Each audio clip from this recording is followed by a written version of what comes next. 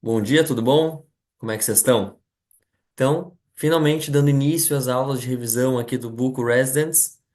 No total vão ser 8 aulas sobre todos os conteúdos aqui da prova da URGS. Então, isso aqui para nivelar todo mundo para fazer a prova bem tranquilo. Vão ser aulas de uma duração moderada, tá? Uns 40 minutos, uma hora e pouco. E a gente vai destrinchar bem os conteúdos. Então, pega um caderno, pega um papel, pega uma caneta e vai fazendo as anotações durante a aula, né? Importante também, se vocês tiverem as provas, imprimam as provas ou peguem elas online para ficar refazendo as questões, às vezes junto com a aula. Olha um pouquinho, aí pega as questões, vai fazendo. Isso pode ser que ajude vocês. Então, vamos começar nossa aula de anestésio. Primeira aula das 8 que a gente planejou, mas lembrando que todas vão ficar gravadas. Então, não tem ordem para ser assistida. Pode assistir essa aqui antes, pode assistir essa aqui por último. E todo esse discursinho que eu tô dando aqui antes de começar a aula, possivelmente eu faça só aqui. Nas outras eu só vou relembrar um pouquinho, mas não vou ficar esse tempo todo falando. Então, vamos lá. Anestésio. Nosso primeiro conteúdo aqui. O que que nós temos? Todas as questões da URGS. Anestesiologia é o terceiro assunto que mais cai, se a gente desconsiderar o outros, né? Não considerar ele como um conteúdo à parte. Então, o que que a gente pode falar? Que é basicamente um conteúdo garantido de cair na prova. Tá? Alguma questão sobre anestésio vai cair na prova, uma, duas, três. É normal, é esperado. Então, é um assunto bem importante para estudar. Assunto, a gente tentou fazer uma área base, né? Como são muitos conteúdos diferentes, a gente vai começar a falar sobre os conteúdos da anestésio, tentando seguir uma linha de raciocínio, desde o funcionamento, as complicações, as técnicas e os cálculos. Tá? Tentando fazer uma ordem.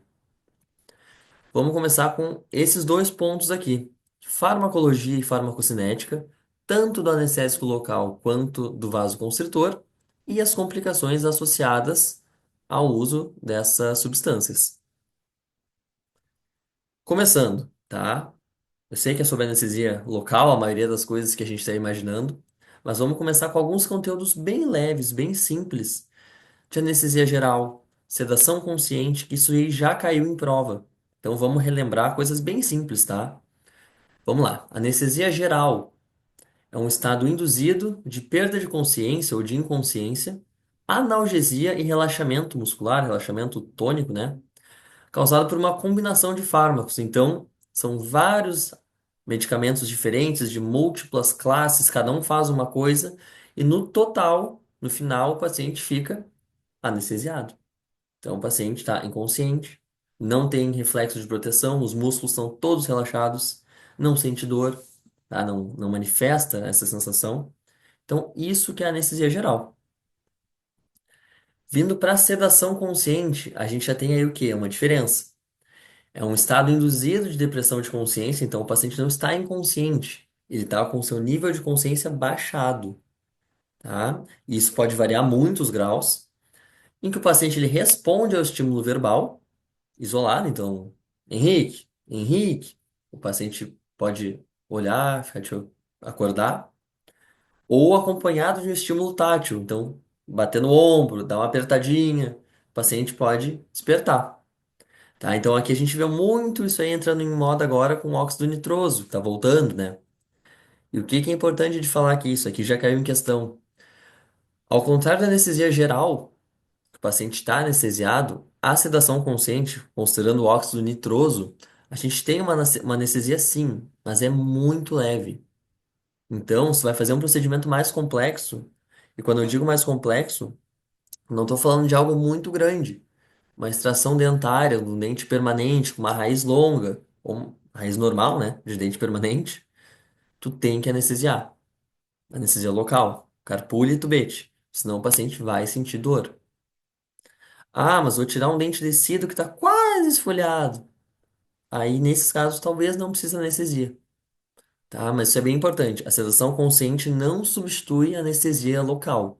Ela é um complemento.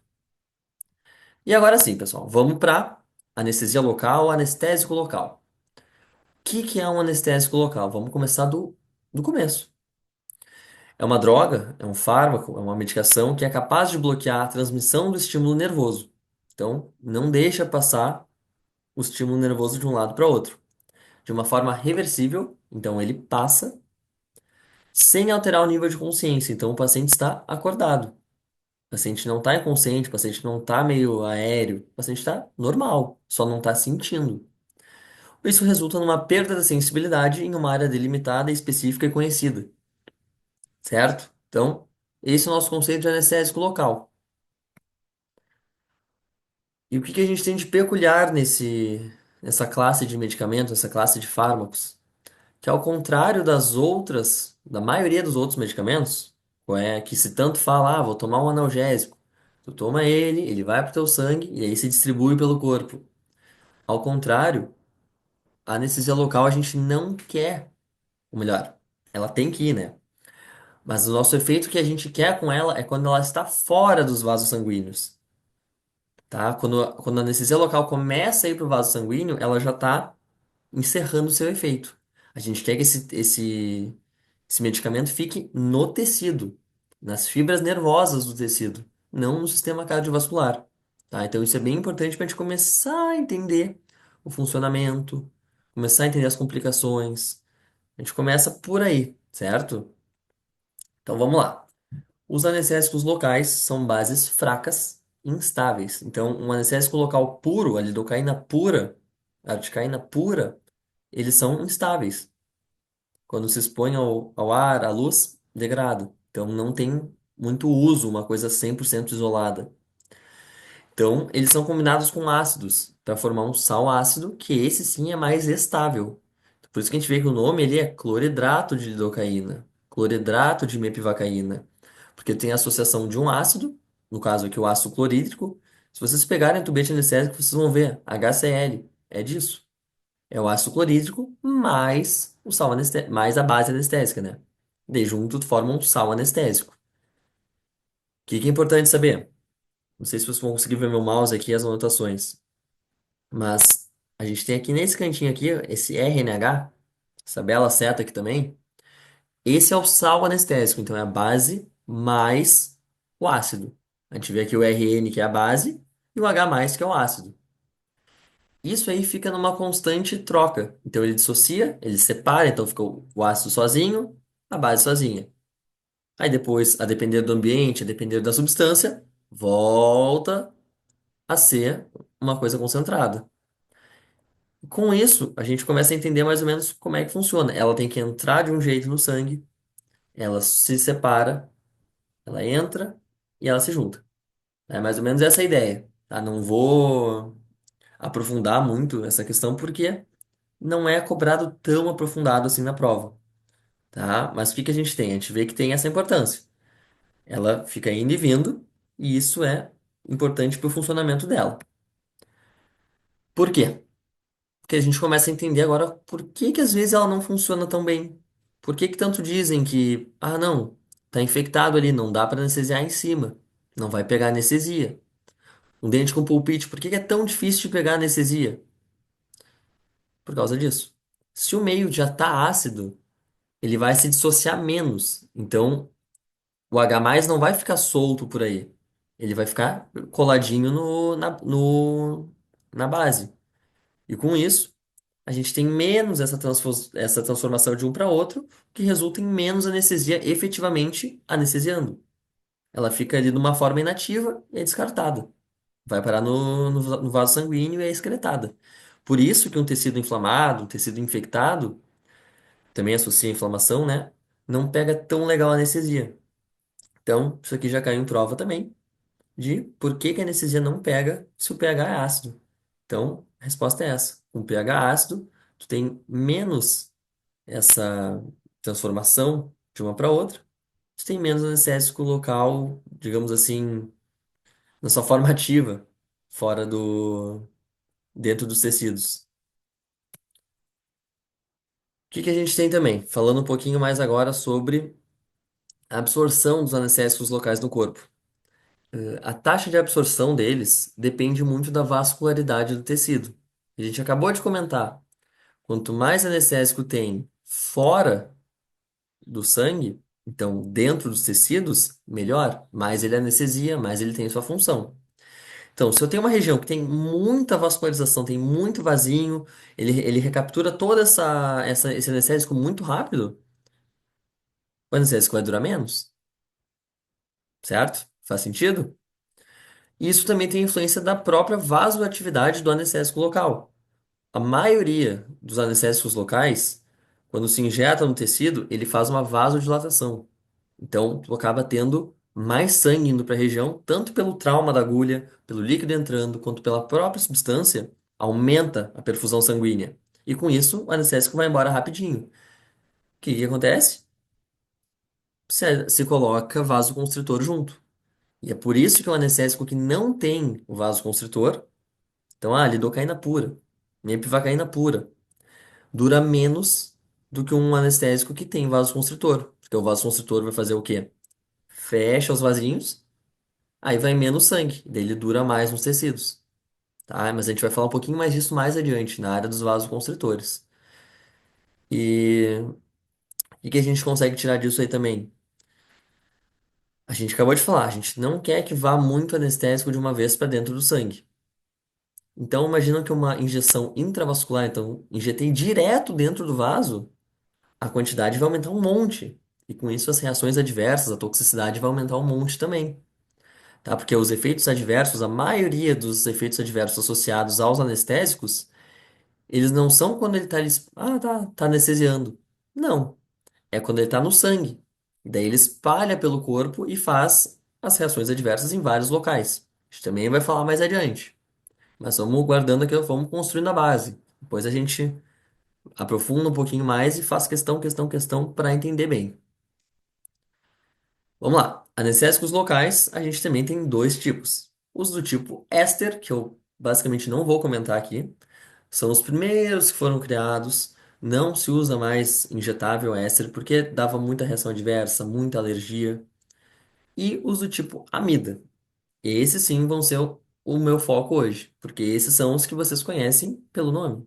Lidocaína, mepivacaína, articaína, prilocaína.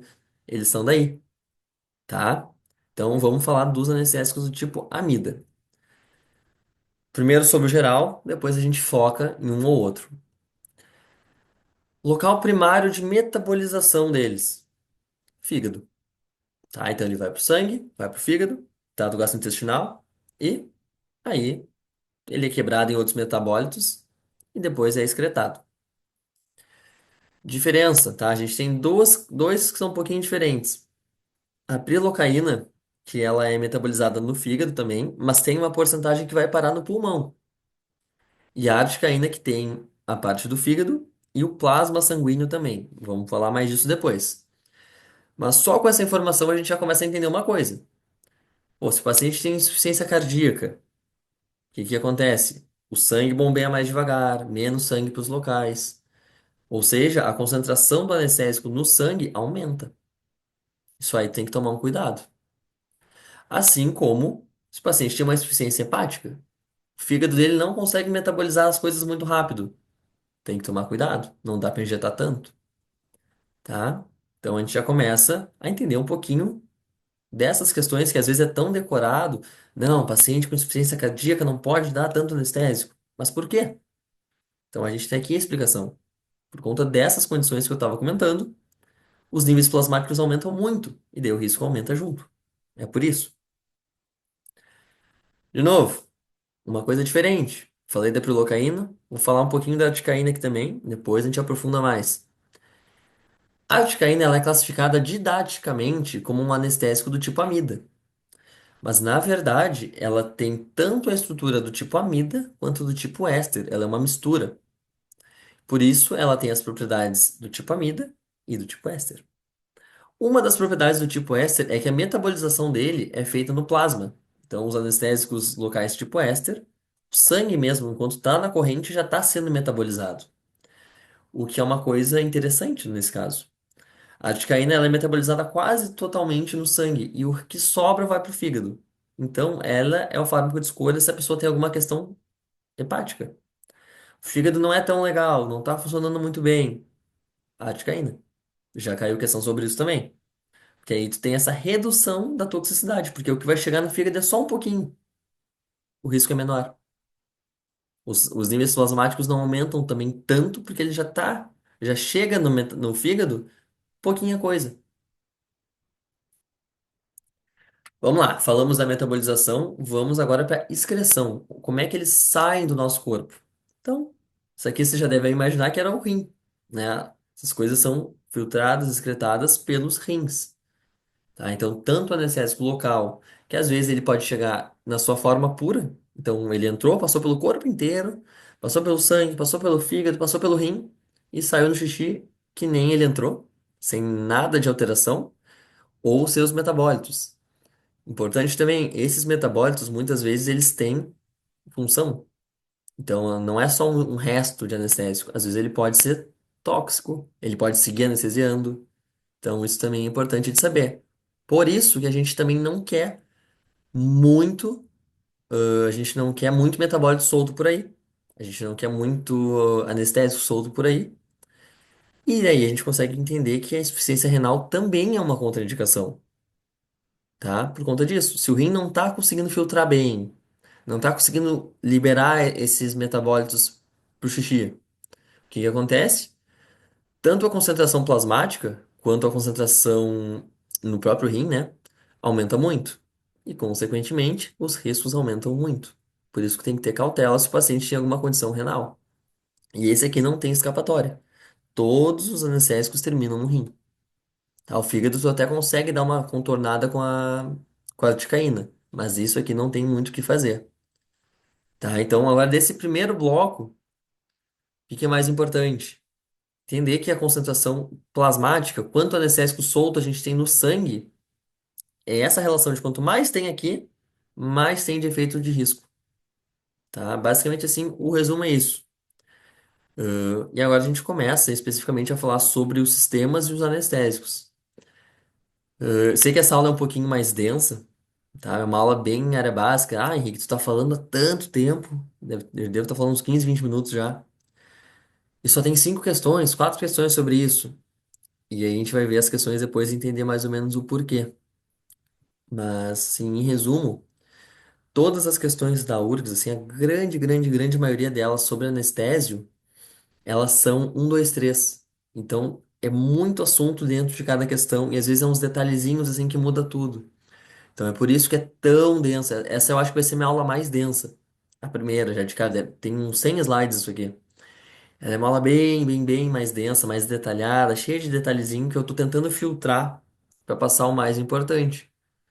Tá? Mas depois a gente começa nas técnicas anestésicas e as coisas aceleram mais. Mas a gente tem que pegar bem essa base para conseguir fazer essas questões com tranquilidade. E vamos lá. Se a gente viu que os anestésicos locais, o maior problema deles é quando está no sangue, qual é o sistema mais afetado? Quais são os dois sistemas mais afetados? Os que vão mais sangue. Sistema nervoso central, porque é nervo, então o anestésico que pega no nervo vai pegar lá também. E sistema cardiovascular, porque o sangue está sempre por lá. O sangue só fica por lá, na verdade, a maioria dele. Então, ali onde tem mais reação adversa. A cardiotoxicidade e a neurotoxicidade são as mais comuns, por conta disso. Em relação ao sistema nervoso central, obviamente é o sistema mais suscetível. A gente está falando de nervos. A função do anestésico é justamente inibir esses nervos. E a ação farmacológica dele é a depressão. Então, se eu tomo uma anestesia na boca e deprime aqueles nervos e eu não sinto mais aqui o meu lábio, o sistema nervoso central é a mesma coisa.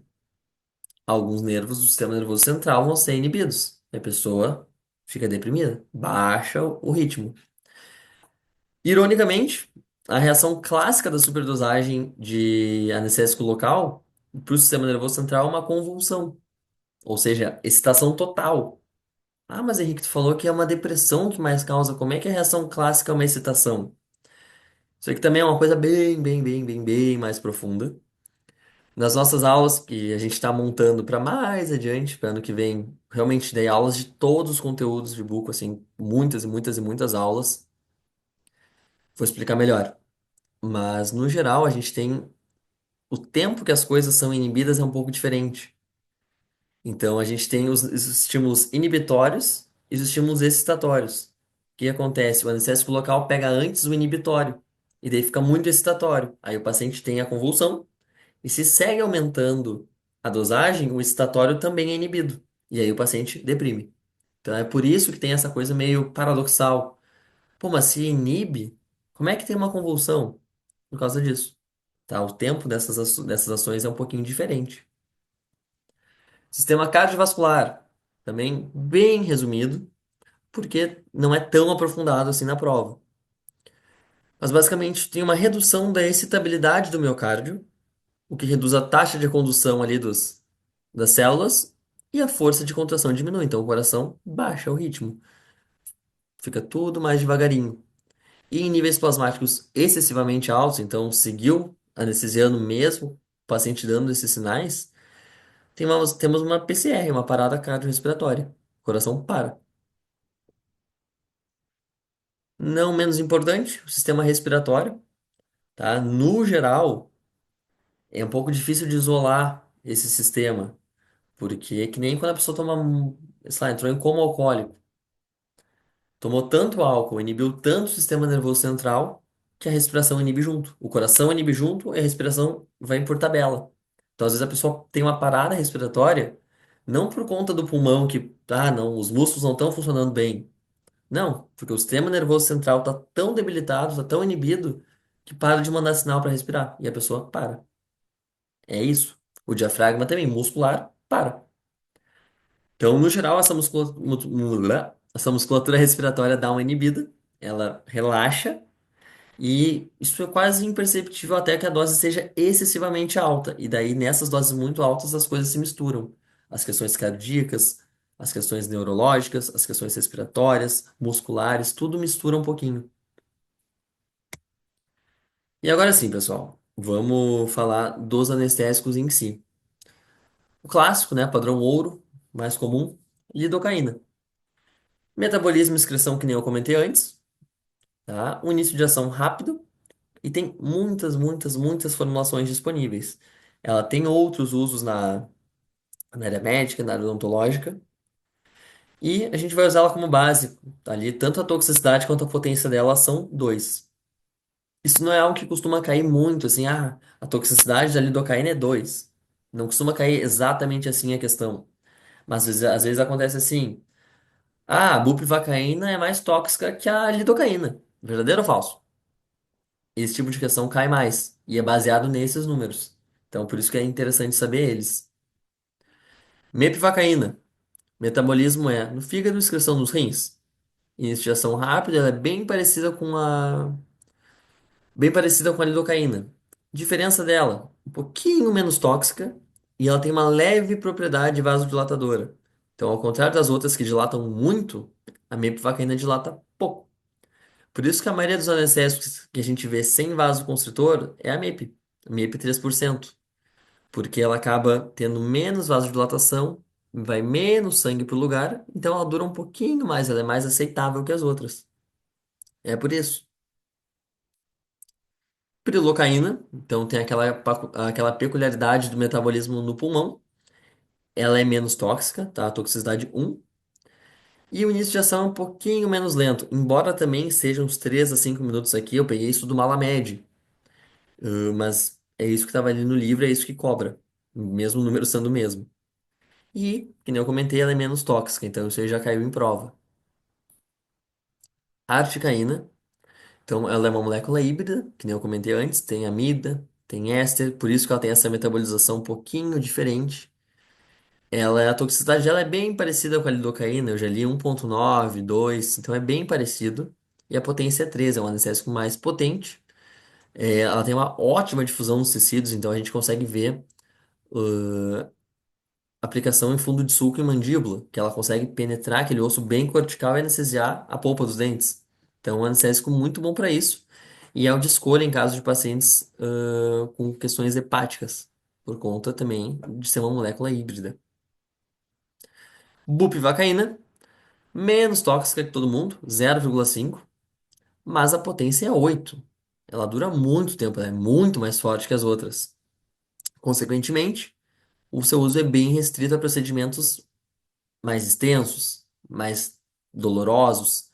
Alguns pacientes que não podem usar, uma criança, paciente com alguma síndrome, porque o que acontece? Vai ficar horas e horas e horas. Ah, fez um DI, fez um lingual, com a língua e com o lábio anestesiado. O que que acontece? Vai ficar se mastigando, vai se machucar porque não tá sentindo. É aquela sensação diferente. Então tem que tomar um pouquinho de cuidado. A gente tem aqui as contraindicações dos anestésicos locais, que também é algo que já caiu. Basicamente, os pacientes têm uma alergia comprovada ao anestésico local. Isso era muito mais comum em ésteres, tá? Mas os do tipo amida também tem. Ali no Hospital de Clínicas, onde a gente trabalha, acho que esse ano teve uma ou duas pacientes que vieram com essa história da alergia ao anestésico local. Isso aí tem que ser investigado. É muito raro? É. Nesses nossos dois casos, eu acho que uma das pacientes não tinha alergia. A gente mandou ela para um alergista, ela fez o teste, fez o exame, fez tudo que é coisa. E aí sim, se comprovou que não. Ela teve alguma vez uma reação adversa, talvez pela ansiedade, talvez pela injeção intravascular muito alta. E alguém falou pra ela que era alergia e ela botou isso na cabeça. Então a gente teve que desmentir isso para depois poder fazer o procedimento com segurança. Mas se o paciente falou, tem uma alergia a anestésico local, tu não vai dar anestésico local até tu comprovar. Tem duas opções. Vai num alergista para bater o martelo se tem ou se não tem, ou fazer com anestesia geral, tá? Então, basicamente é isso. A contraindicação absoluta se o paciente falou que tem. Alergia ao bisulfito. O que que é importante? Isso é uma coisa que cai em prova com uma certa frequência. Os bisulfitos, eles são uns recipientes. Bom, vou falar um pouquinho nos próximos slides, né? Mas basicamente o que que a gente tem? O anestésico local, né? Eles são associados a vasoconstritores. Esses vasoconstritores, eles têm uma meia-vida meio curta, eles são instáveis, eles degradam muito rápido. Aí se coloca o bisulfito. O sulfito ali é uma substância que ajuda eles a durar mais. Então é o preservativo para os vasoconstritores. E alguns pacientes têm alergia a sulfa, têm alergia cruzada com bisulfito. E aí tu tem que usar um anestésico sem vasoconstritor, porque ele não tem o tal do bisulfito. E além disso, teve um pega-ratão até na prova do ano passado, que a questão era toda bem bonitinha. Ah, os bisulfitos são moléculas recipientes adicionadas para aumentar a longa-vida em tubetes anestésicos. Até aí tá tudo certo. Vírgula. Associado aos anestésicos locais. Errado. É associado aos vasoconstritores. Uma questão meio inesperada, assim, não é comum ter tanta questão de pega-ratão na URGS. Mas essa aí foi traiçoeira. E agora vamos lá. Ali do éster eu vou pular. Metemoglobinemia. Meu Deus, essa palavra é difícil. Metemoglobinemia. Isso é basicamente o quê? É uma condição que pode ser agravada tanto pela pirelocaína quanto pela articaína, em que tu acaba causando uma cianose. Isso aí tu tem menos oxigênio sendo levado para o corpo, para o sangue, e pode dar problema, em especial em pacientes mais sensíveis ou em gestantes, tá?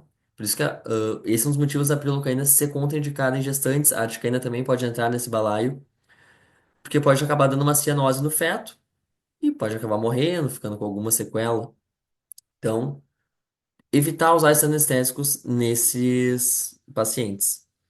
Disfunção hepática, disfunção renal, doença cardiovascular é tomar cuidado com as doses, a gente vai falar um pouquinho mais disso depois.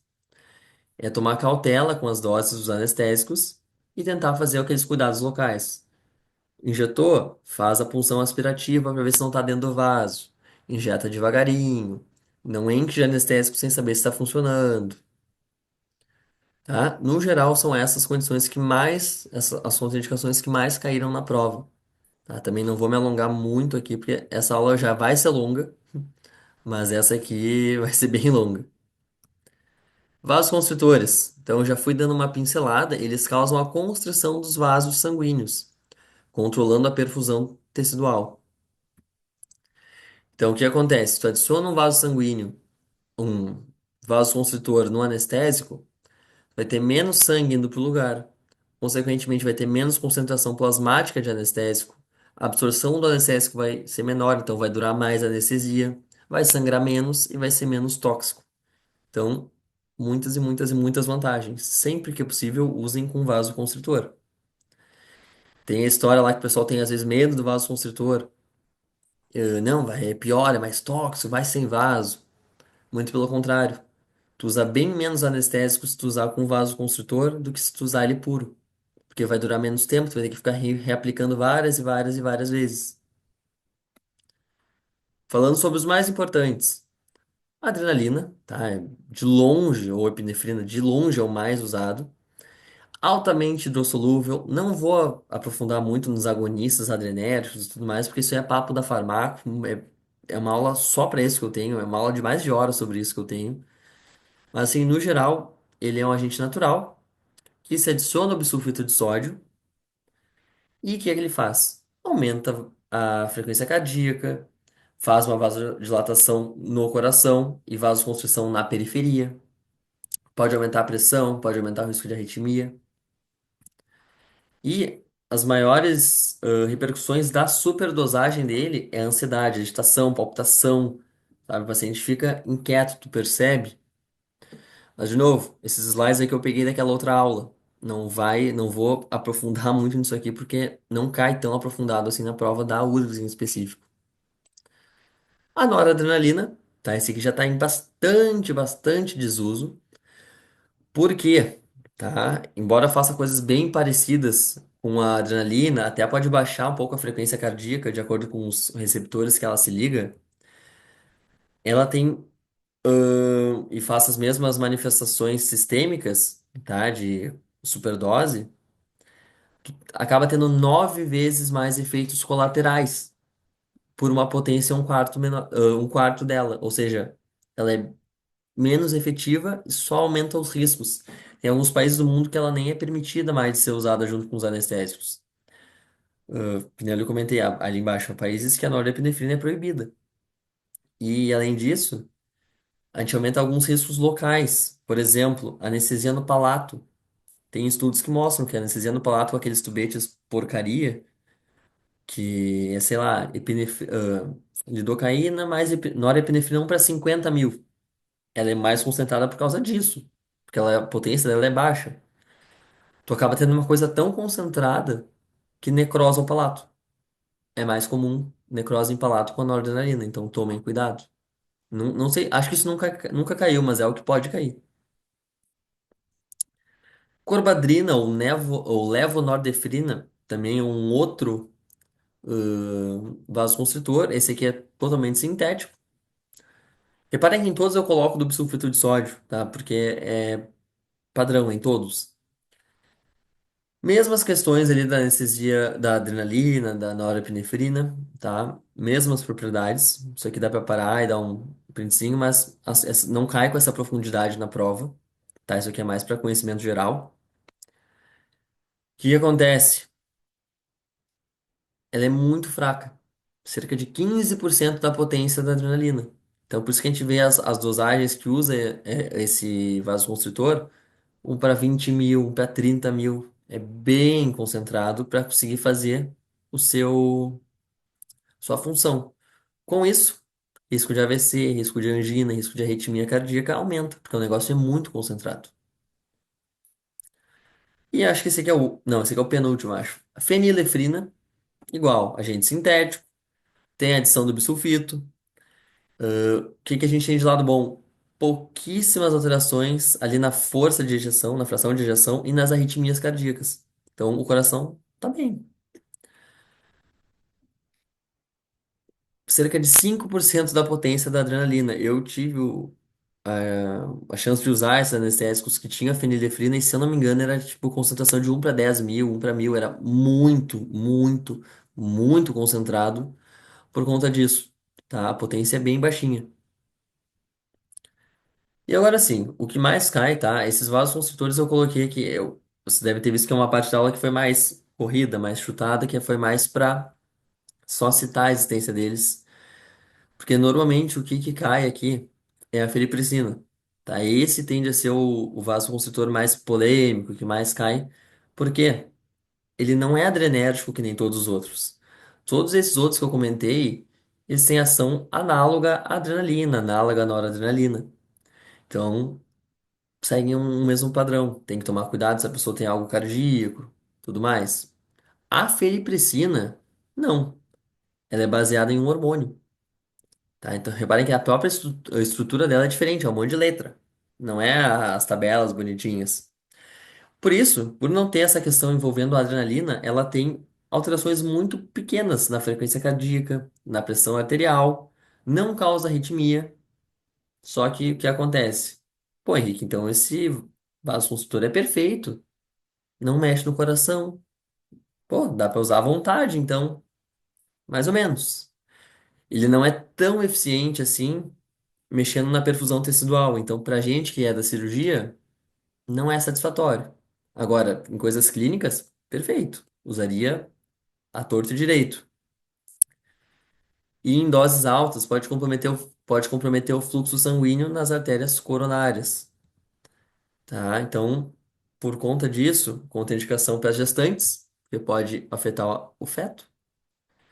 E tem uma ação ocitóxica, que também é um problema para quem está gestante, em especial quando não é para ter um bebê, né? Então pode fazer contração uterina, o que não é muito legal, né? Vamos sendo bem sincero. E tem ação antidiurética. Então, passada essa parte dos vasos constritores, agora a gente tem as contraindicações, que também é algo que cai. E depois a gente vai para as técnicas anestésicas, que é o grosso das questões. Aí sim a parte mais interessante da aula. Então, pessoal, contraindicações absolutas do vaso constritor. Paciente com episódio de AVC, de infarto, uma angina instável, insuficiência cardíaca não controlada, tudo isso meio recente, não controlado, mal explicado, não dá vaso constritor. Ah, Henrique, mas é uma quantidade muito, muito, muito, muito pequena. Melhor evitar. Paciente com hipertiroidismo não controlado, diabetes não controlada, hipertensão não controlada, e totalmente assim, 18 por 11, 20 por 12. Paciente com alergia aos sulfitos, bom não evitar. E as gestantes tem a questão da felipressina. Agora, paciente em hipertensão, ela está controlada. Ou assim, não está controlada, mas está ali 15 por 10. Tá alto, tá alto. Mas aí tu tem uma contraindicação relativa. Então, assim, entra naquele balaio ali embaixo. Em caso de risco cardíaco, tive um AVC há 2 anos. Tô bem. Ah, tem uma questão cardíaca que é uma insuficiência cardíaca, tá controlada, mas assim, não tá 100%. Cautela. 2 tubetes, de 1 para 100 mil. Tem as doses ali todas especificadas nos cálculos. Isso as questões vão te fornecer, tá? Não precisa decorar isso agora. Mas aí o resto é contraindicação relativa, ou seja, vai na manha. Não saia anestesiando que nem um louco. Faz punção aspirativa, anestesia devagarinho, saiba a técnica que tu tá usando, tá? Então, tudo isso é importante. E agora sim, vamos para as questões. Deixa eu só me arrastar para cima aqui. Aí, questão de 2024, questão desse ano, nessa última prova, que fala sobre as complicações da anestesia local.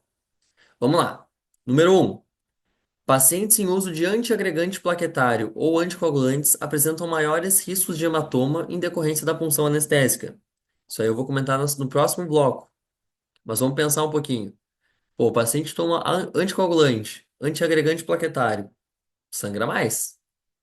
Ou seja, faz sentido que ele tenha um risco maior de ter um hematoma, porque, rompe um vasinho. Enquanto em todo mundo vai sangrar um pouco, nele vai sangrar um monte. Ele pode ser que fique um hematoma. Então, tá correta essa primeira alternativa. Segunda, uma das causas de intoxicação ou toxicidade dos anestésicos locais ocorre pela administração intravascular do fármaco. Tem 2 pontos ali. Verdade? Quantas vezes eu falei isso? Injetou direto dentro do vaso, o nível plasmático sobe horrores. Com isso, tu acaba tendo mais riscos. Terceiro, a alergia ao bisulfito de sódio deve alertar o cirurgião dentista. Verdadeiro. Pois ele está presente nos tubetes. Verdadeiro. Associado aos sais anestésicos. Errado. Pega ratão. Então, a questão está inteirinha correta, menos as últimas 2 palavras. Com isso, a gente tem apenas um e dois. Tá? Uma questão bem prática desse último ano de como essas questões podem cair. Mais uma. Com relação aos anestésicos locais, considere as afirmações abaixo. Então, pessoal, isso é uma coisa que eu vou falar bastante também. Eu falei muito nas aulas presenciais que a gente deu, nas palestras, mas você separa que as questões da URGS, elas têm padrões. Elas são assim, um, dois, três. É muito direta a questão. Por isso que eu começo a bater na tecla. Refaçam provas antigas. Porque as questões, elas não se repetem exatamente do mesmo jeito. Mas mudam uma palavrinha aqui, mudam a lidocaína pela prilocaína. Muda, detalhes vão mudando e quando chega na hora de fazer a prova, tu lembra, pá, eu lembro de uma questão quase igual a essa. Tu já sabe o que a questão quer. Então é muito, muito, muito importante que vocês façam as provas antigas até cansar, tá? Vamos lá. A lidocaína possui toxicidade moderada, verdadeiro. É absorvida pelo trato gastrointestinal e é metabolizada pelo fígado. Verdadeiro. Tudo certo. A bupivacaína é um anestésico de curta duração e deve ser usado com cautela em pacientes com arritmias cardíacas. Quase tudo certo. O que que tá errado ali, pessoal? Curta duração. A bupivacaína tem uma longuíssima duração. E sim, ela tem que ser usada em cautela com pacientes com arritmia cardíaca, tá? Tem estudos que mostram que a bupivacaína, ela aumenta o risco de alterações cardíacas mais graves. Então, tem que tomar cuidado. Errada essa segunda. Terceira, a prilocaína apresenta uma menor toxicidade que a lidocaína. Verdadeiro. E é indicada para pacientes com a doença hepática avançada e disfunção renal. Falso. Tá? Aqui a gente tem a questão que a resposta correta é a articaína. Tá? O início está correto, o final está errado. Essa questão teria que ser sobre a articaína, apresenta toxicidade parecida com a lidocaína e é indicada para pacientes com doença hepática avançada ou disfunção renal. Isso eu já comentei, pela aquela questão do metabolismo ser no plasma. Então, isso reduz o trabalho do fígado, o que consequentemente reduz o trabalho do rim. Então, tá errada também. Com isso, a gente só tem o um. A primeira questão tá correta, o resto tá errado. Vamos lá, acho que é a última questão que eu botei nesse bloco. 2021, voltamos mais uns anos. Com relação à anestesia local, anestesia e os anestésicos locais, considere as afirmações abaixo. Os anestésicos locais são bases fracas, apresentam pouca hidrossolubilidade e instabilidade em exposição ao ar. Sim. Mas, quando combinados a um ácido, resultam na formação de um sal anestésico. Verdadeiro. Isso aqui foi o comecinho do que eu falei. O anestésico local puro é instável, ele é fraquinho, não funciona. Enquanto associa ele com um ácido, que nem a gente aprendeu na química no colégio, sal, base mais ácido formam sal. E essa é a ideia. Tá correto? Os anestésicos locais não são isentos de toxicidade. Verdadeiro. Os eventos mais comuns são a cardiotoxicidade e a neurotoxicidade. Verdadeiro. É onde mais tem sangue. O bisulfito de sódio, recipiente farmacêutico com a função antioxidante para o agente vasoconstritor, pode causar reações anafiláticas. E nessa aqui sim. A questão do bisulfito corretinha, sem pegar ratão. Tá correto também. Essas aqui todas estão corretas. Reparem como essas questões, eu tentei pegar questões diferentes, mas vejam que tem alguns assuntos que se repetem. Essa questão do bisulfito, por exemplo, igual. Vamos lá. 45 minutos para falar de cinco questões. Henrique, tu é maluco. E sim, essa é a parte mais extensa da aula, foi a parte mais extensa para poucas questões, porque tem que dar toda a base e tem muito, muito, muito, muito detalhezinho que cai. Agora vamos ver que as coisas vão funcionar mais rápido, assim, deve ter agora bem menos slides. Nesse momento eu vou falar das questões que mais caem da prova, assim, ó, disparado, que é a técnica anestésica. Realmente a prática. Como é que tu vai fazer anestesia de tal nervo, tal dente, tal região? E agora? Vamos lá. Primeira coisa. A anestesia local ela pode ser tópica, tá? Normalmente o quê? Para dessensibilizar a região e fazer a punção. Ela pode ser infiltrativa, que é fundo de sulco. Então, já anestesiei tudo ali. Ou, é só um dentinho ali para fazer um procedimento. Fundo de sulco. Tá, então já caiu isso aqui também. Anestesia local tópica é para isso. A infiltrativa é para isso. Então, basicamente, assim, o básico. E as tronculares, que são realmente o grosso do conteúdo são elas. Vamos lá, vamos começar aqui pela maxila. Nervo alveolar superior posterior ou nervo alveolar póstero superior. Como é que é a técnica anestésica? Inserção da agulha no sulco muco vestibular acima do segundo molar superior, em um sentido superior, posterior e medial. Então ela vai entrando lá para cima e lá para trás. A carpule fica posicionada aqui no mesmo lado, então ela entra aqui, certo? E o que que ela afeta de tecido? Osso alveolar vestibular palatino, periósteo e mucosa vestibular e o ligamento periodontal e a polpa dos molares superiores. Reparem que tem um asterisco no primeiro molar superior. A raiz mesovestibular do primeiro molar superior não é anestesiada pelo alveolar superior posterior. Por isso que eles gostam tanto desse dente para perguntar na prova. Vou fazer uma êxodo 16. O que que eu anestesio? Tá? Importante, tá? Saibam que precisa de mais de uma anestesia para pegar o maldito desse dente aí. Sintomatologia, tá? O que que o paciente costuma referir? Nada. É uma região muito posterior, tá? Então é lá atrás, o paciente às vezes não consegue nem botar a língua ali para falar que tá estranho. Alguma coisinha no lábio, pode ser que sinta, mas não é comum, tá? Tem muito mais a ver, talvez, com uma injeção um pouco equivocada. Ou anestesia mandibular. O paciente começa a queixar a língua anestesiada. Putz, mas eu fiz alveolar superior, como é que tá com a língua anestesiada? Se tu não jogar muito para medial a agulha e jogar muito para fora, tá ali a mandíbula. Pode pegar um raminho, ou um DI, um lingual, pode pegar. Então é algo que pode acontecer.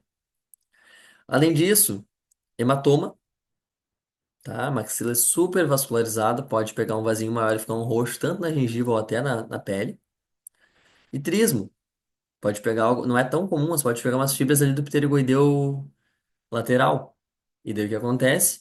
O paciente pode ter dor ali para abrir a boca, não conseguir abrir tanto. Então, algo que já foi cobrado esse tipo de questão. Alveolar superior médio. Então, aqui a gente já tem um dente um pouquinho mais polêmico, um nervo um pouquinho mais polêmico. Teoricamente, só existe em 28% da população. Nos outros 72%, essa inervação é do alveolar anterior, tá? Mas é algo meio nebuloso. Eles normalmente não perguntam sobre essa anestesia justamente por isso. Porque tem estudo de tudo que é jeito, consegue provar muitas coisas e contra-argumentar. Isso é uma coisa importante para a prova da URGS, tá? Eles normalmente evitam coisas meio polêmicas para evitar recurso, para evitar problema na prova. Mas vamos lá. Área de inserção, sulco mucovestibular acima do segundo premolar superior. No sentido superior, então, ao contrário da outra anestesia, essa aqui é só para cima. Afeta osso alveolar e cortical, vestibular palatino, periósteo mucosa vestibular e o ligamento periodontal e polpa do primeiro molar superior, raiz mesovestibular, asterisco, quando tem o nervo alveolar médio. Segundo premolar superior, primeiro premolar superior, tá? Então é aquela área, é aquele azul, né? Acho que é um azul escuro, um verde escuro. Sintomatologia, o paciente pode começar a queixar, meu lábio tá formigando aqui. Já é uma região mais anterior, então o paciente consegue sentir. E complicações, raros hematomas, tá? Não tem nada muito nobre ali na região. Esse aqui também é outro cheio de texto. Nervo alveolar superior anterior, que aqui às vezes eles colocam como nervo infraorbital, nervo infraorbitário. Tem a questão de que, na verdade, o infraorbitário ou infraorbital, ele pega só tecido mole, não pega dente. Mas são assuntos que se misturam um pouquinho. Vamos lá. Técnica anestésica intrabucal. Inserção da agulha no sulco muco-vestibular acima do primeiro premolar superior, então um pouquinho mais para frente só. E a inserção, ela pode ser feita em qualquer dente, mas ela tem que ser feita em direção ao forame intraorbitário. O primeiro premolar superior é o mais fácil. tem menos risco de complicação, menos estruturas no caminho. Mas, se eu quiser anestesiar no central, eu posso, eu tenho que jogar a agulha mais para trás e subir. E tem o bloqueio extrabucal, né? Que tu palpa o forame, vê a margem e anestesia por aqui. Dá para fazer isso aí também. Tecidos afetados, osso alveolar e cortical do vestibular e palatino, periósteo e mucosa vestibular, ligamento periodontal e polpa do incisivo central, incisivo lateral e canino superior do lado anestesiado, né? Óbvio. E aqui a área, já tem um asterisco, né? Pálpebra inferior, lateral do nariz, asa do nariz também posso colocar junto, e lábio superior. Isso é mais relacionado ao nervo infraorbitário, que muitas vezes é anestesiado de brinde, tá? Mas não é a mesma coisa, mas às vezes é cobrado como a mesma coisa. E nos pacientes que não têm o nervo alveolar superior médio, essa área do alveolar superior médio é anestesiada também por essa técnica, tudo junto. Então seria essa área aqui um pouquinho mais, não sei qual é essa, mais cinza aqui na frente. E quando não tem o alveolar superior médio, vem até aqui atrás, até a mesovestibular aqui do primeiro molar. Sintomatologia, a maioria delas relacionadas ao infraorbitário. Então, o paciente queixa, a minha pálpebra está dormente, meu nariz está formigando, meu lábio está esquisito. É isso. Além dos dentes anestesiados. Então, aqui na região anterior, o paciente dá as batidinhas e, meu Deus, é estranho. Parece que tomei um soco. É daí. Principais complicações, hematoma, tá? Técnicas bem tranquilas. Partindo para o palato agora. Nervo palatino maior. Técnica anestésica, inserção no tecido mole anterior ao forame palatino maior.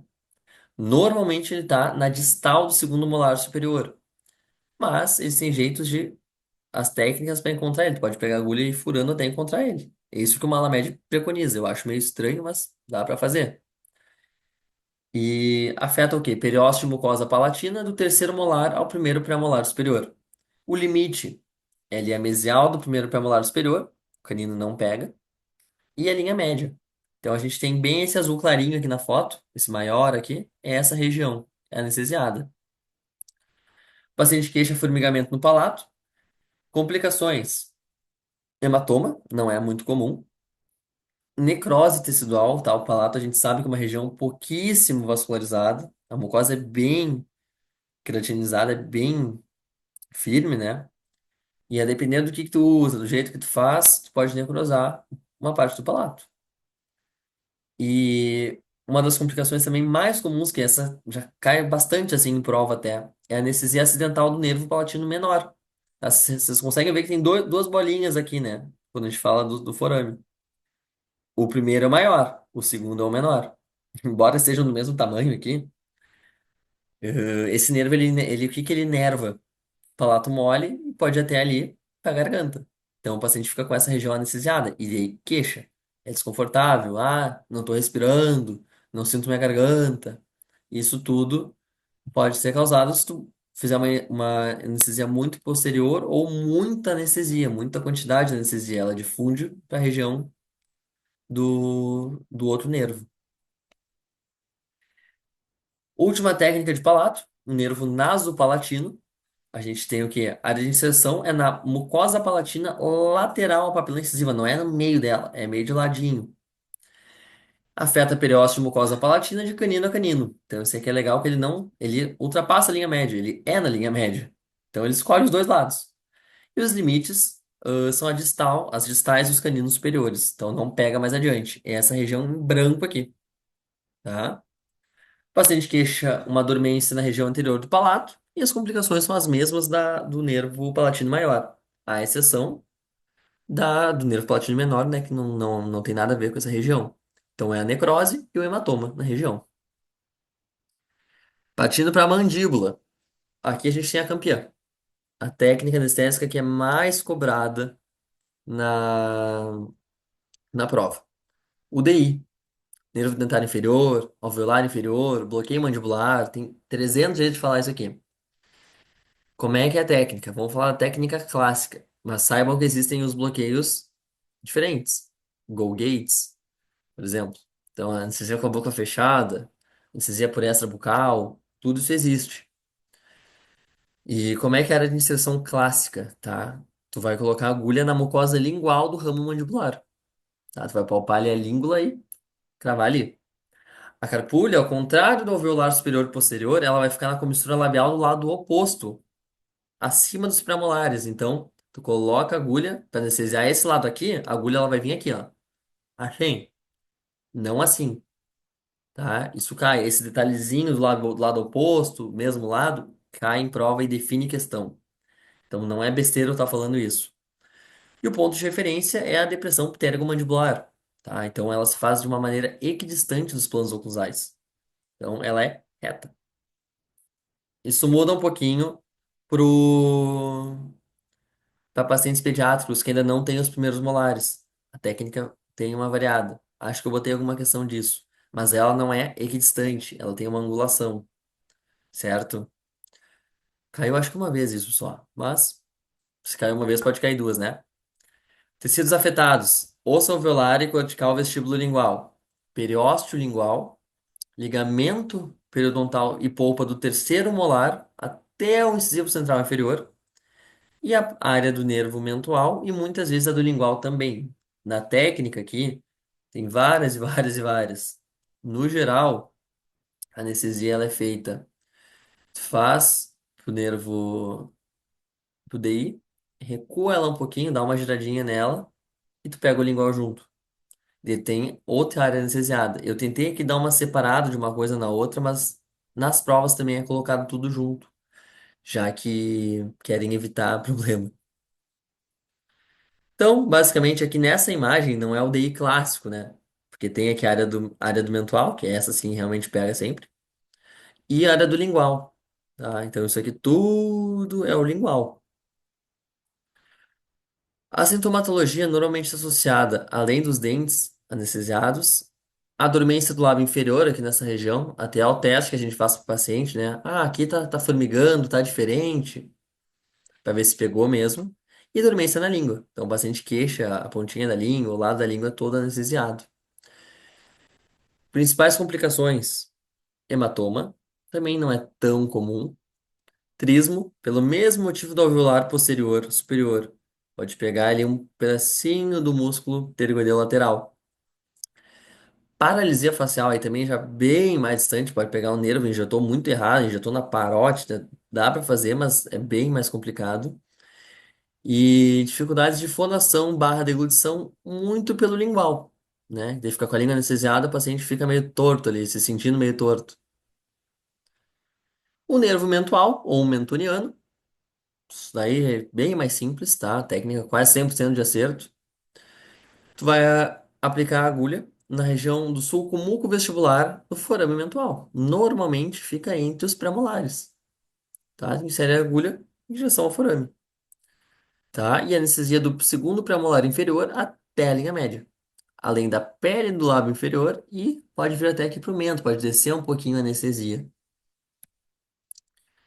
Como eu comentei antes, sintomatologia é a dormência do lábio inferior, a dormência no mento, e a principal complicação diferente pode ser a parestesia do mental. Tu mirou tão bem no nervo que tu rompeu ele, tá? Ou rompeu não, né? Ou lesionou ele. Ele é calibroso, não é tão fácil de romper o mental.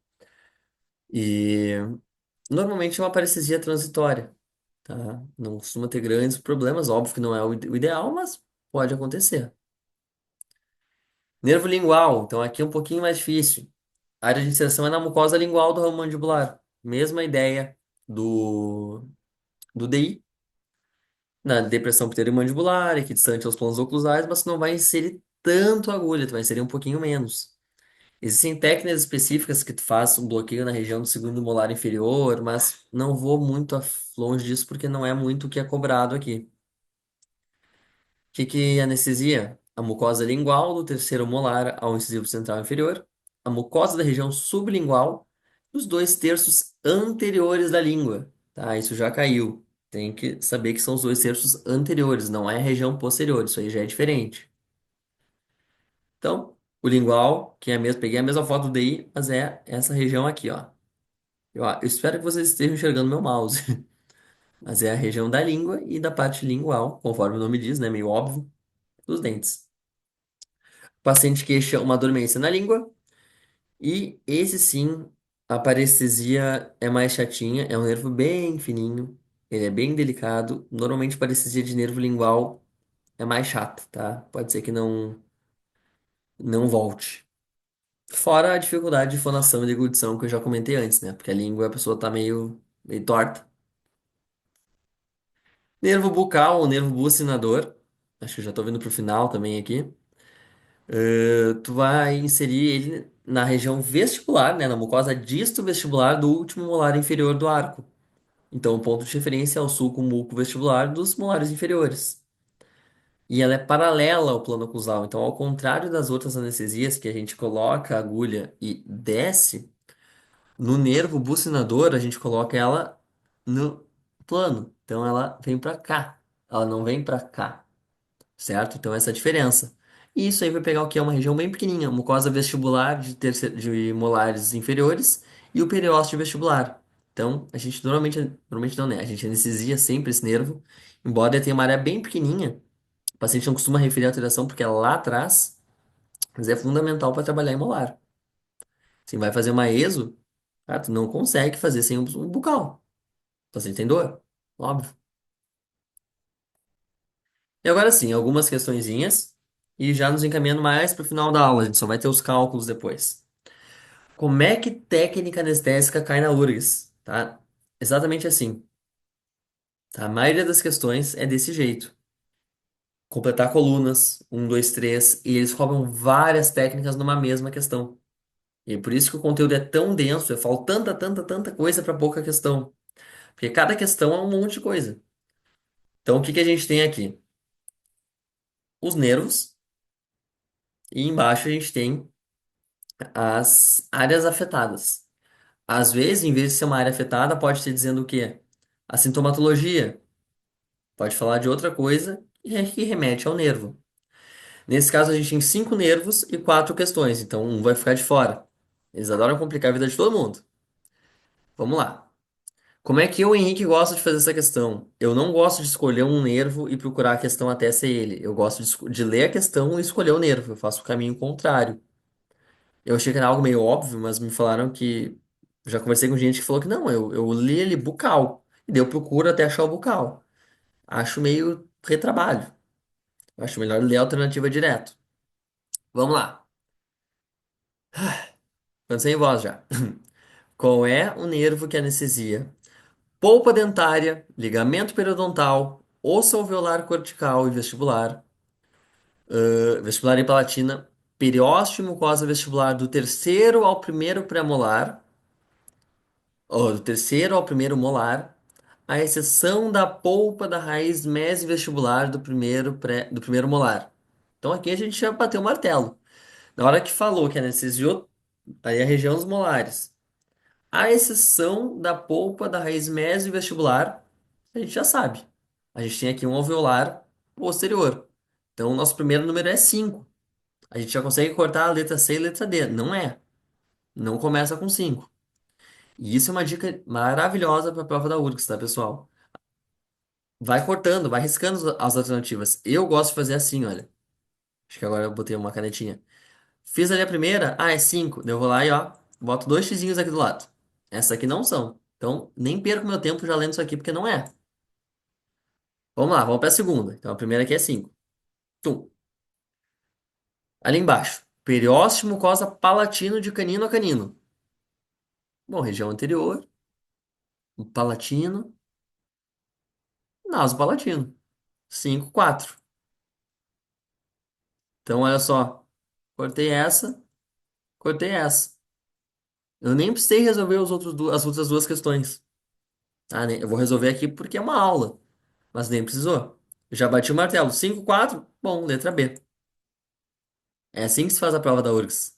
Consegue resumir bastante coisa sem ficar. Sem fazer a questão inteira, tu já consegue resolver a prova. Então, a gente tem a letra B. As outras duas alternativas ali, ó, periósteo e mucosa palatina do terceiro molar ao primeiro premolar superior. Aí a gente tem o quê? Palatino maior. E na última, polpa, ligamento, osso, vestibular lingual. Falou de lingual, já sei que é uma técnica inferior, de mandíbula. E periósteo lingual do terceiro molar ao incisivo central, nervo alveolar inferior. Tá? Ó, que nem eu comentei aqui, algumas coisas se misturam. Aqui já não colocaram anestesia da língua. Já vi questão que colocava, que pegava a língua também. Tá? Então, temos essa base aqui. Vamos lá. Mais uma questão. Reparem como as coisas se repetem. Ela virou uma questão de um, dois, três, mas é o mesmo conteúdo. Mesmas palavras, na verdade. O periósteo e a mucosa palatinos do terceiro molar ao primeiro premolar superior do lado correspondente são estruturas anatômicas anestesiadas pelo naso palatino. Então, a gente está falando de terceiro molar a primeiro premolar, região posterior. Naso palatino? Não. Naso palatino é região anterior. X. Como é que a gente faz a prova? A 1 tá errada. Consequentemente, não pode ser nem A, nem E. Se eu precisar chutar a questão, não sei mais. Já caiu para 33% de chance de acerto. Já saiu de 20%, já aumentou, quase dobrou. Então, isso é fundamental para a prova da URGS, tá, pessoal? Vai fazendo questão assim. Vamos lá, segunda alternativa. A polpa dentária e o ligamento periodontal do terceiro molar ao incisivo central inferior, do lado correspondente, são estruturas anatômicas anestesiadas pelo nervo alveolar inferior. Então, vamos lá. Polpa dentária e ligamento periodontal do terceiro molar ao incisivo central inferior. Sim, verdadeiro. Bom. Ah, mas Henrique, ela não falou que anestesiava, sei lá, mucosa, não sei do que. Paciência, o que tá escrito aqui tá certo. Polpa e ligamento do terceiro molar incisivo é DI. Ponto. A 2 está correta. Pum. Duas questões. Só temos dúvidas entre elas agora. A 3 define tudo. A mucosa e a musculatura dos dois terços anteriores da língua do lado correspondente são estruturas anatômicas anestesiadas pelo nervo bucal. Não. Nervo lingual. Errada. Com isso a gente fica com a letra B. Tá? Então, a questão da URGS é assim, é cheio de detalhezinho que você tem que ir fazendo para conseguir responder a questão. Então, pum, letra B, tá? Repare que é uma questão muito parecida com a última, né? Tu pega o mesmo texto de uma técnica anestésica e só muda o nome no final. Reparem que elas são exatamente iguais. Fala toda a técnica e no final muda o nome. Por isso que tem que refazer, refazer, refazer, refazer, que vocês vão aprender, tá? As questões variam muito pouco. Muda mais o estilo delas. Uma questão um pouco mais incomum. Ela é bem direta ao ponto, tá? No sentido de não tem tanto conteúdo dentro dela. É realmente, ou tu sabe ou tu não sabe. Basicamente, o que que é essa questão? A cidade alternativa que identifica a região da língua afetada por um bloqueio anestésico do nervo lingual. Tá, então, nervo lingual, o que que pega? Terço anterior, terço posterior, dois terços, toda a língua? Só que eu nem vou enrolar muito, tá, pessoal? Letra C, os dois terços anteriores. Essa aqui não tem muito macete, é outro sabia, outro não sabia, essa questão. Acho que essa aqui é a última que eu votei. Reparem, uma questão muito parecida com aquela outra, mas dessa vez ela fala sobre a sintomatologia, fala sobre a técnica anestésica em si, não fala tanto sobre o que que é anestesiado. Vamos lá. Mesma coisa da última vez. O formigamento do lábio inferior é a sintomatologia, tá? Então, o lábio inferior está formigando. Qual é a técnica? Mentual, tá? Pum, mentual. Com isso, a gente já consegue cortar três questões. A gente só está entre duas agora. Esse é o segredo da prova da URGS. Eu sei que é meio repetitivo ficar falando isso, falando, falando, falando, mas é isso, pessoal. É assim que se faz prova. A mucosa e o periósteo vestibulares dos dentes posteriores e inferiores são anestesiados. Então, o que que a gente tem aqui? Mucosa e periósteo vestibular, dente posterior e inferior. Mas Henrique, ele não me falou o nome dos dentes. Como é que eu vou saber? Mucosa e periósteo vestibular é aquela bem pequenininha, aquela pequeníssima técnica anestésica. Bucinador, pessoal. É isso. Às vezes ele não vai te falar o nome dos dentes. Ele vai te dar alguma característica que tu relembre da técnica. Sabe? As outras não se encaixam. Alveolar posterior não pega dente inferior. Mental já foi. Alveolar inferior, tá, pega dente posterior, mas mucosa vestibular não pega. Intrapulpar, isso nem é um bloqueio de nervo? É, tá, eu sei que é, mas não é uma técnica maior. Mas voltando, 2, 4, pum, resolvida a questão com duas questões, tá? Não precisa fazer todo o resto, vamos fazer de novo, mas não é necessário, tá? Na prova, na hora mesmo, não precisa ficar fazendo. Então, a gente tem aqui, letra C. Olha ali as últimas três. A seringa carpúlia deve ser apoiada na comissura labial do mesmo lado. Qual foi a única técnica aqui que eu falei pra vocês onde a carpúlia tinha que ficar? Alveolar posterior. Do mesmo lado, para posterior, para cima e para dentro. Então, alveolar posterior. A agulha é introduzida na depressão pterigomandibular. Até aí podia ser lingual, pode ser DI, em um ponto equidistante dos planos oclusais superior e inferior. Pode ser tanto lingual quanto DI aqui, ou alveolar inferior, né? A gente só tem alveolar inferior, logo é ele. Se tivesse lingual também na questão, ela ia ser com certeza ela ia ser entrada com recurso, porque ia ter mais de uma resposta. E a última, anestesia muito utilizada em caso de exodontia com odontosecção com dor persistente. Então, anestesiou DI, anestesiou lingual, anestesiou bucal, anestesiou a terminal infiltrativa, tá? Ali ao redor, ali fundo de sulco, as papilas, tudo mais. Começou a fazer a cirurgia. Putz, não saiu o dente. Daí tu passa broca ali ao redor do osso. Daí o paciente pode queixar um pouquinho de dor. Dá uma intraligamentar ou uma intraóssea. Vou cortar o dente no meio. O paciente ainda tá com dor, intrapulpar. Tu avisa o paciente, olha, vai doer um pouquinho, tá? Rapidinho. Pá, dói e resolve. Também tem uma aula sobre anatomia, tá? Isso tudo vai ser falado mais adiante. Aula de anatomia e que a gente explica por que que isso acontece. Por que que a polpa do dente é a última a ser anestesiada? Por quê? Vou deixar no ar, tá? Isso não cai na prova, não se preocupem. Mas é um assunto interessante, é bom para a vida profissional mesmo. E agora sim, vindo para o finalzinho da aula, deve ter mais uns 10 ou 11 slides aqui, já estamos em 1h14, 1h10 talvez. Vamos para o cálculo de dose anestésica, tá? Esse é um assunto que já caiu tanto em questão de marcar, quanto na questão de escrever, tá? E é fundamental, tá? É uma questão gratuita. Eu sei, assim, de pessoal que tem um pouco de bloqueio, não, mas eu odeio essa questão de cálculo, não gosto de matemática, não sei o quê. É simples, tá? Vou tentar resumir bem, aqui, simplificar bem essa questão, porque é uma questão que não dá para errar, tá? Não dá para errar isso, é uma questão fácil. Vamos lá. Somar só uma água aqui antes que tá difícil. Ainda tem toda a aula de ATM para gravar, então vai ser longo também. Vamos lá.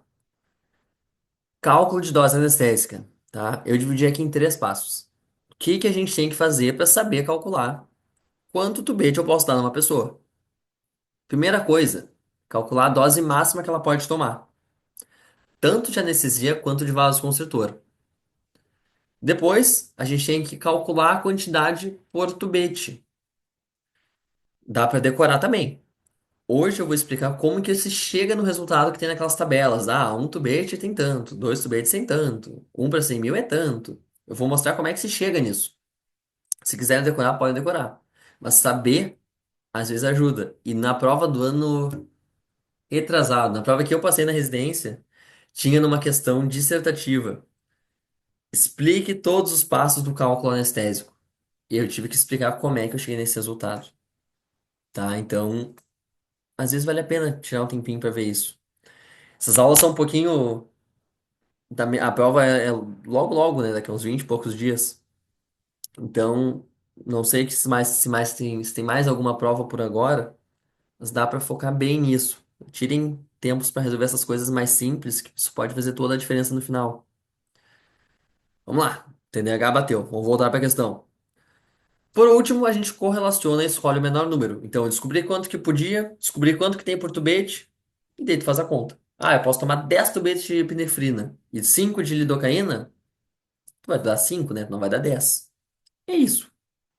Vamos agora para uma prática, tá? Peguei um caso diferente, inclusive.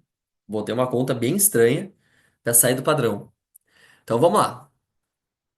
Paciente de 7 anos, 25 quilos. Tá magro, coitado, né? Pô, tá bem magro.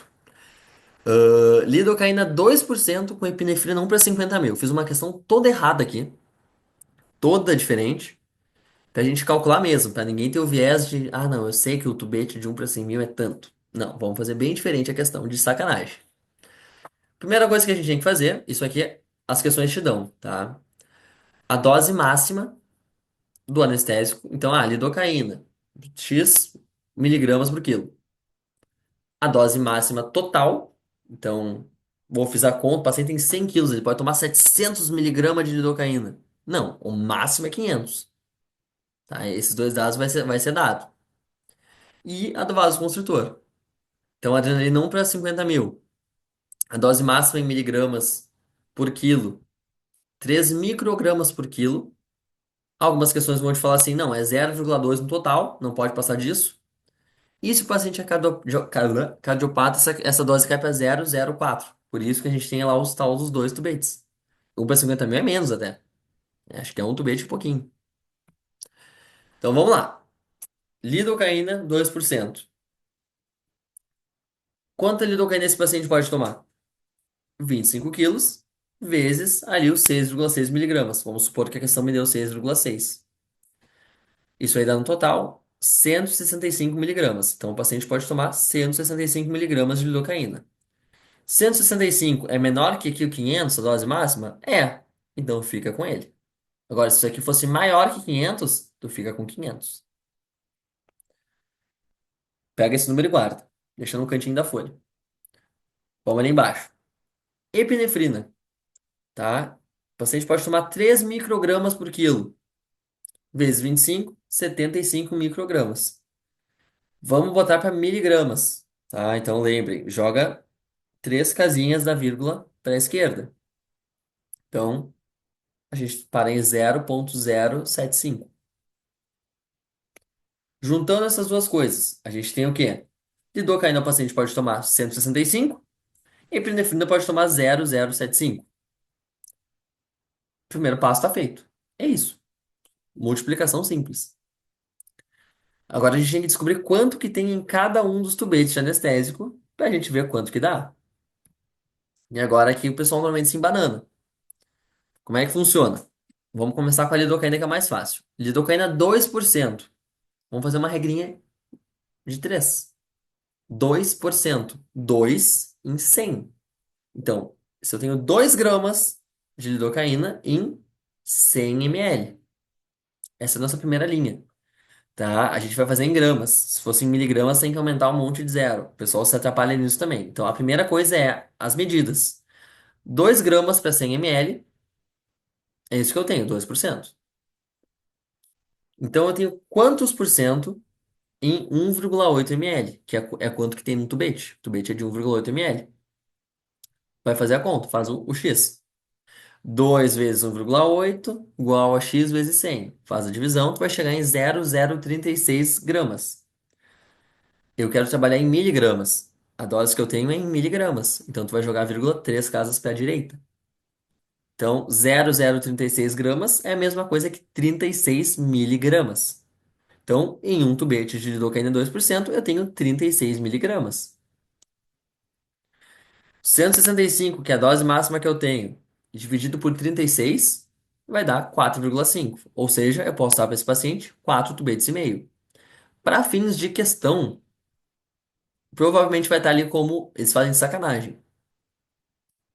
4 tubetes, numa alternativa, e na outra alternativa 5 tubetes. Tu vai dar 4. Tu vai dar menor. Tu não vai falar que vai pegar 5 e vai pegar só metade de um. Por favor, não faz isso. Tá? Então, 4,5 tubetes ou 4 tubetes. Perfeito. Então, já sei a lidocaína. Vamos lá. Vamos para epinefrina. Então, 1 para 50 mil. Como é que eu vou fazer essa conta? A gente tem que trabalhar com a mesma medida. Então, 1 grama para 50 mil ml. Consequentemente, eu vou ter X gramas para 1,8 ml, que é um tubete. Vai fazer essa conta, vai dar um negócio cheio de zero. 0,00036 gramas. Mesma coisa, tu vai jogar a casa 3 a vírgula 3 casas para a direita. Então, esse monte de zero vai virar 0,036 miligramas, que é a medida que eu estou trabalhando, por tubete. Com isso, eu divido aquela quantidade por isso aqui. Tá? Então, 0,075 dividido por 0,036 vai dar 2, uns quebradinho. Dois tubetes. Feito isso, a gente compara. Se eu posso dar 4,5 de lido e 2 de epinefrina, quantos eu posso dar? Dois. Então, a dose máxima para esse paciente são 2 tubetes. Foi delimitada pelo vasoconstritor. Aqui tem a tabela, tá? Isso aqui vocês podem. Essa aqui não precisa decorar, na verdade. Essa aqui que ela mostra a quantidade da dosagem máxima por quilo e como é que tu faz o cálculo. Então, a gente sempre tem uma coluna que mostra quanto que tu pode dar por quilo, 4,5, 7, 6, 8. E na direita, a máxima total. Então, se o teu cálculo deu mais do que a dose máxima total, tu vai cair na dose total. Isso normalmente se aplica para pacientes mais pesados. Então, o paciente tem 100 quilos. Se eu fizer aquele lidocaína sem vaso, que é 4,5, 4,5 vezes 100 dá 450. É maior que a dose máxima, que é 300. Então, tu vai cair no 300. Tá? Dá para entender isso? É assim que é um balanço. E aqui a gente tem quanto que tem no tubete. Isso aqui acaba uma hora ficando meio decorado. Basicamente, pessoal, a cada 1% equivale a 18 miligramas, tá? Então, 1% de um tubete de 1 ml, de 1,8 ml é 18 miligramas, tá? Então, se a lidocaína é 2%, ela tem 36. Se ela é 3%, 54. 4%, 72, tá? Então, o vasoconstritor tende a ser, o anestésico tende a ser bem tranquilo. E o vasoconstritor segue uma ideia meio parecida. Só que como ele trabalha na casa dos 50 mil, 100 mil, não é tão redondinho quanto os por cento, e tem um monte de zero, às vezes o pessoal se atrapalha, a gente tem isso aqui também. Basicamente o quê? A cada 100 mil equivale a 0,18, 0,018. Então, basicamente, você vai pegar o tubete inteiro e dividir em 100 mil. É essa a ideia. Assim, em resumo, é isso. 1,8 ml dividido por 100 mil. Vai dar aquele monte de zero. E aí tu multiplica pra ter na dose que tu quer. Porque tu vai ter tipo 0,00018 gramas. E na verdade tu quer miligramas. Porque essa é a dose que tu tá trabalhando. E dá pra decorar também, tá? Se é 1 para 100 mil é 0,18, 0,018. Se é 200 mil, cai pela metade. Isso aqui é o contrário, não esqueçam. Quanto maior o número ali, 1 para 50 mil é o mais concentrado. 1 para 100 mil é mais diluído. 1 para 200 mil é mais diluído ainda. Tá, ali a fenilefrina 1 para 2.500. Acho que eu até falei errado antes. Eu falei 1 para 10 mil. 1 para 2.500. Tem 0,72. É 10. É 20 vezes mais concentrado que uma adrenalina 1 para 50 mil. Ah, então tem essa questão, tá, pessoal? Dá para decorar, dá para fazer a conta. Última coisa, tá, que a gente tem aqui, acho que eu fiz aqui. Última questão, estão liberados. Esse aqui vai dar 1 hora e meia, salvo. Vamos lá. Uma questãozinha que também pegou um sal meio diferente. Articaína 4%, com epinefrina 1 para 100 mil. Paciente de 55 quilos. O resto, foda-se. Ah, estação do 16, né? Não interessa. Tá? Boa saúde sistêmica interessa, o resto não. Ele te dá a conta. A dose máxima de articaína com vaso, 7 miligramas por quilo até 500. Passou de 500, tu para no 500. Dose máxima de epinefrina, 0,2. Já te falou quanto que é, não precisa nem fazer a conta. Mais fácil. E ele quer quantos tubetes tu tem que dar. Primeira coisa é calcular as doses máximas. Paciente de 55 quilos vezes 7, 385 miligramas. Epinefrina já te falou que é 0,2. Agora a gente vai calcular quanto que tem em cada um dos tubetes. É aquela mesma ideia. Tu pode decorar, pode fazer a conta. Adquina 4%. 4 gramas, 100 ml. Quantos gramas tem em 1,8 ml? Faz a conta, tu vai chegar em 0,072 gramas. Mas a gente está trabalhando em miligramas. Por que que a gente está trabalhando em miligramas? Porque a dose máxima que a gente calculou está em miligramas. Então fica mais fácil para não ter que ficar transformando um monte de coisa, tá? Então eu já vi gente chegando no resultado certo, mas travava na hora de mudar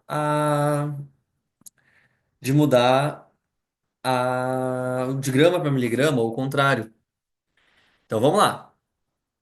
Eu vou ter no total 72 miligramas em um tubete de articaína. Epinefrina para 100 mil, a gente já fez a conta. 1 grama em 100 mil. Quantos gramas em 1,8? Vai dar aquele monte de zero. E tu transforma de grama para miligrama. Tá? Então, vamos pensar pelo nome. Ah, Rick, mas uma tu joga para lá, casa, outra joga para outro lado. 1 grama são 1.000 miligramas. Tá? Então, se eu vou transformar uma coisa de 1 grama em miligrama, eu vou multiplicar por 1.000. Tá? Eu tenho 1 grama de arroz. Multiplica por 1.000, eu tenho 1.000 miligramas de arroz. Tá? Essa é a ideia. E às vezes vocês vão ver aquele uzinho, que é um micrograma, que é mais 1.000 vezes. Então é 1.000 vezes o miligrama.